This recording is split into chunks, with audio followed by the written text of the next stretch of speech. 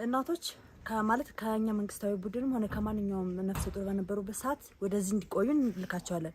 ማለትም ያንዳንዱ ጥቅሙ አዚ መውለድ እዚህ መቀመጥ ያንዳንዱ ያለውን ጥቅም እናስረዳቸዋለን። ካስረዳናቸው በኋላ ከዚህ መጣው በስነ ስርዓት እንዲወልዱ ደማቸውም ሆነ ሰውነታቸው በስነ ስርዓት እንደነበረው ሆኖ እንዲመለስላቸው ትምህርት እየሰጠነ ወደዚህ መጣው እንዲወልዱ እናደርጋለን። ተመታውስታውን እኔ ዓለም ነው ከቤት የማናገኘው ነገር ከዚህ ሁሉም ነገር የተሳካ ነው። በአይነት ነው መንመላል ቢያንስ ቁርስ አለ፣ ምሳ አለ፣ ራት አለ፣ ማርስ ወጥም ድንች ወጥ ሽሮ እየተሰራልን ስለሆነ በቃ አንደኛ ደግሞ ተቀምጠን እዚህ ጤናችንም በቃ በሰማይ የሆነልን ነው። ብንታመምም እየተመረመርን ከዚያ ግን ብንቀመጥ ያው በስራ አንጣረ ከት መግባት ተጠበቃለ ጋጥ መጥረጋለ ሆ መግደል ስቃይ ነው። ከዚህ ግን መጠን ዓለም ነው ይሁን ማለም ይገባሉ ይገባለም ይገባሉ ልክ ይያርም ዶሎ ወደ ቤታችን ይሄዱ ነው።